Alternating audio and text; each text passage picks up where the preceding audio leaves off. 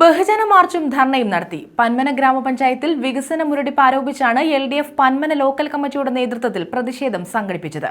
Matsyafed chairman T മനോഹരൻ ഉദ്ഘാടനം ചെയ്തു. നടത്തുന്ന ധർണയിൽ ഒരു വൻപിച്ച വിജയമാക്കുവാൻ മുഴുവൻ നാട്ടുകാരുടെയും അകമഴിഞ്ഞ സഹകരണം ഉണ്ടാകണമെന്ന് അഭ്യർത്ഥിക്കുന്നു.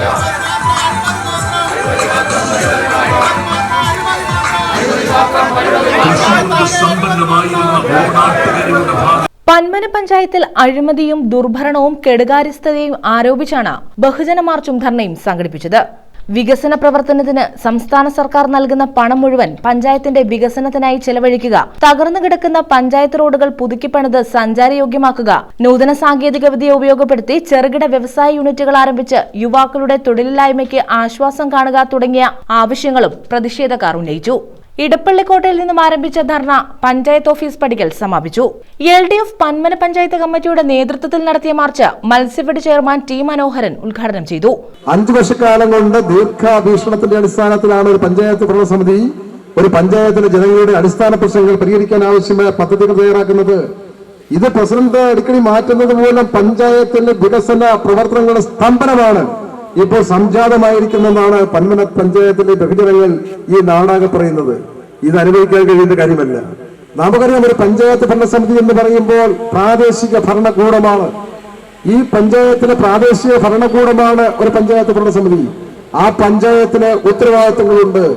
ശുദ്ധജലം എത്തിക്കാൻ ആവശ്യമായ തരത്തിലേക്കുള്ള ഉത്തരവാദിത്തം പഞ്ചായത്തിലുള്ളതാണ്. വൈദ്യുതി എത്തിക്കാനുള്ള ഉത്തരവാദിത്തം പഞ്ചായത്തിലുള്ളതാണ്.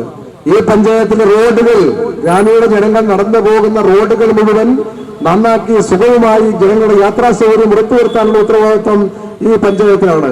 അതോടൊപ്പം ചെറുപ്പക്കാരുടെ തൊഴിലില്ലായ്മ പരിഹരിക്കാൻ ആവശ്യമായ തരത്തിലേക്ക് ഒട്ടനവധി സംരംഭങ്ങൾ ഇടതുപക്ഷ ജനാധിപത്യ മുന്നണിയുടെ സംസ്ഥാന ഗവൺമെന്റ് ആവിഷ്കരിച്ചിട്ടുണ്ട്.